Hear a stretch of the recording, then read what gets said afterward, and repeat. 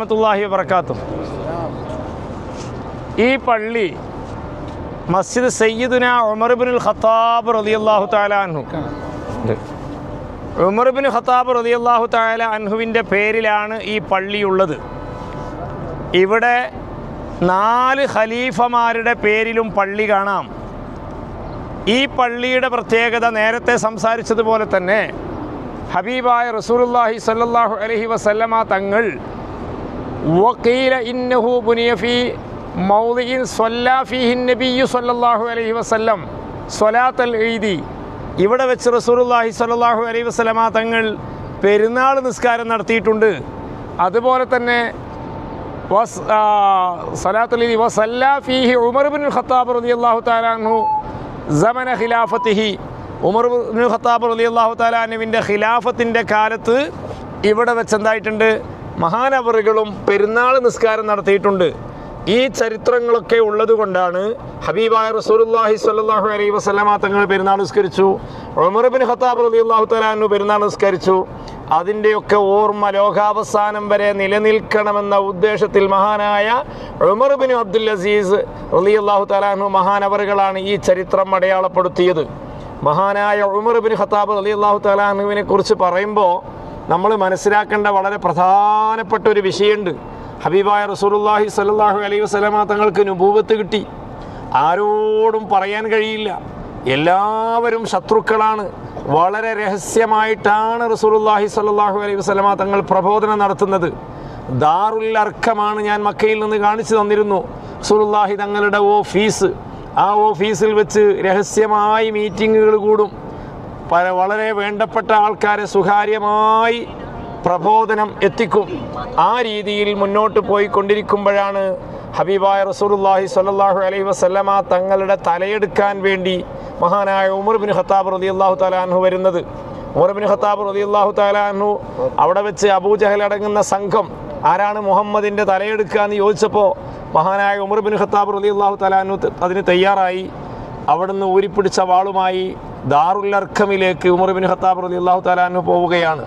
പോകുന്ന വഴിയിൽ സ്വന്തം പെങ്ങളുടെ വീട്ടിൽ പോകുന്ന വഴിയിൽ പറഞ്ഞു, നിങ്ങൾ സ്വന്തം പെങ്ങളെ നന്നാക്കിയതിന് ശേഷമല്ലേ മുഹമ്മദിൻ്റെ തലയെടുക്കലെന്ന് പറഞ്ഞപ്പോഴാണ് അവിടുത്തെ സഹോദരി ഫാത്തിമ അവരിങ്ങനെ ഇസ്ലാമിലേക്ക് വന്ന വിവരം ഉമർ ഇബ്നു ഖത്താബ് റളിയല്ലാഹു തആല അൻഹു അറിയുന്നത്. അങ്ങനെ നേരെ ചെല്ലുന്നത് അവിടെയാണ്.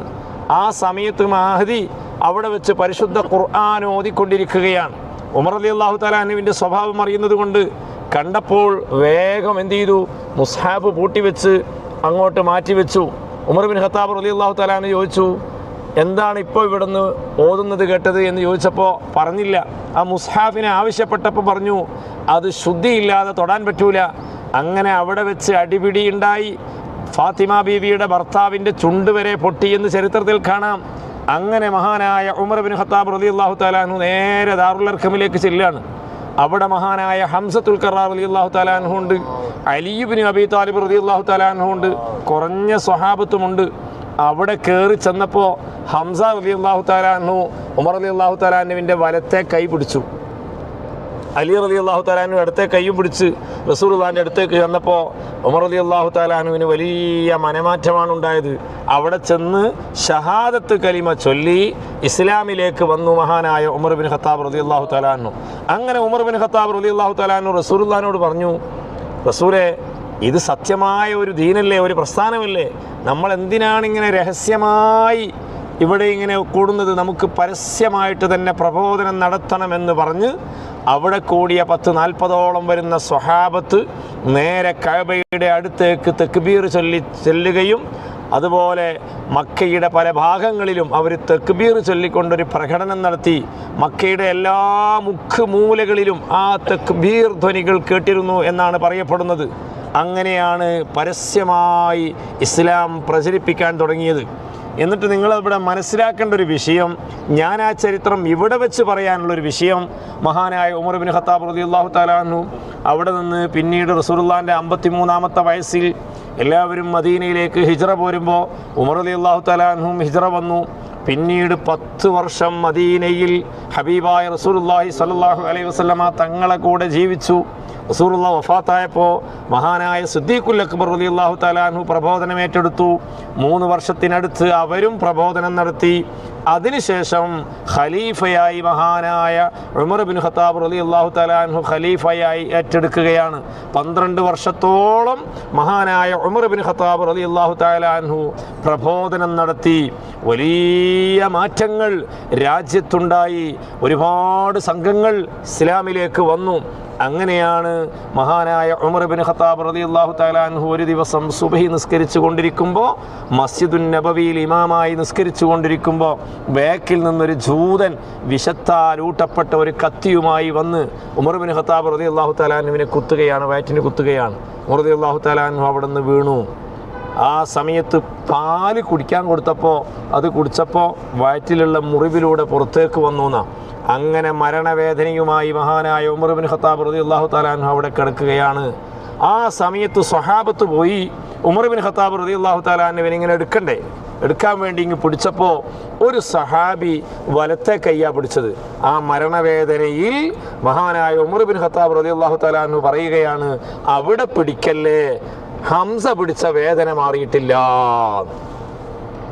10-30 വർഷം മുമ്പ് ഹംസ റളിയല്ലാഹു തആല അൻഹു റസൂലുള്ളാഹിന്റെ തലയെടുക്കാൻ വേണ്ടി ഉമർ ഇബ്നു ഖത്താബ് റളിയല്ലാഹു തആല അൻഹു ദാറുൽ അർഖമിലേക്ക് വന്നപ്പോൾ വലത്തെ കൈയൊന്നിങ്ങനെ പിടിച്ചിരുന്നു. ആ പിടുത്തത്തിൻ്റെ വേദന 30 വർഷങ്ങൾക്ക് ശേഷം മരണവേദനയിൽ ഒരു സഹാബി പിടിച്ചപ്പോൾ ഉമർ റളിയല്ലാഹു തആല അൻഹു പറഞ്ഞതാണ്, അവിടെ പിടിക്കരുത്, ഹംസ പിടിച്ച വേദന മാറിയിട്ടില്ല. ആ ഉമർ ഇബ്നു ഖത്താബ് റളിയല്ലാഹു തആല അൻഹു അവർ പെരുന്നാൾ നിസ്കരിച്ച ആ ഒരു സ്ഥലം, ആ ഒരു ചരിത്രം മനസ്സിലാക്കാൻ വേണ്ടി നമ്മളിങ്ങോട്ട് വന്നു. ഇൻഷാ അല്ലാഹ് അവരുടെയൊക്കെ ബർക്കത്ത് കൊണ്ട് അല്ലാഹു സുബ്ഹാനഹു തആല നമ്മുടെ എല്ലാ ഹലാലായ മുറാദുകളും അല്ലാഹു സാധിപ്പിക്കട്ടെ. എല്ലാ വിഷമങ്ങളും പ്രയാസങ്ങളും അല്ലാഹു നീക്കിത്തരട്ടെ. നമ്മളൊക്കെ ഒരുപാട് കാര്യങ്ങൾ ഇരു ഹറമുകളിലും വന്ന് നമ്മൾ റബ്ബിനോട് ചോദിച്ചിട്ടുണ്ട്. റഹ്മാനായ റബ്ബേ, ഞങ്ങൾ ചോദിച്ചതൊക്കെ ഞങ്ങൾക്ക് നീ നൽകണേ അല്ലാ. ഓരോ ദിവസങ്ങളിലും മുൻകാലങ്ങളിൽ ഞങ്ങളെ കൂടെ ഹജ്ജിന് വേണ്ടിയും ഉംറയ്ക്ക് വേണ്ടിയും വന്ന ആയിരക്കണക്കിന് മുഅ്മിനീങ്ങൾ ദുആ ചെയ്യാൻ വേണ്ടി ഏൽപ്പിച്ചു കൊണ്ടിരിക്കുന്നു. റഹ്മാനായ റബ്ബേ, അവർക്കും ഞങ്ങൾക്കും ധാരാളം സന്ദർഭങ്ങളിൽ ഇരു ഹറമുകളിൽ വരാനും മഖബൂലും മബ്റൂറുമായ ഹജ്ജും ഉംറയും മർളിയായ സിയാറത്തും ചെയ്യാൻ നീ തൗഫീഖ് നൽകണേ അല്ലാ.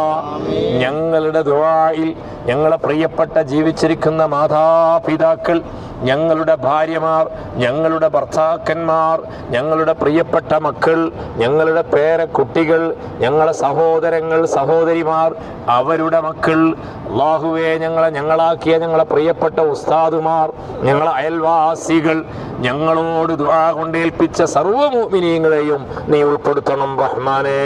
ഇവിടെ നിന്ന് തിരിച്ചു പോകുമ്പോൾ ഹബീബായ തങ്ങളുടെ പൊരുത്തവും തൃപ്തിയും വാങ്ങിച്ചു പോകുന്ന സ്വാലിഹീങ്ങളിൽ ചേർക്കണേ അല്ലാഹ്.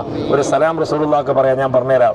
അസ്സലാത്തു വസ്സലാമു അലൈക യാ സയ്യിദി യാ റസൂലല്ലാഹ് ഖുദ് ബിയദി ഖല്ലത്ത് ഹീലതി അദ്രിക്നി.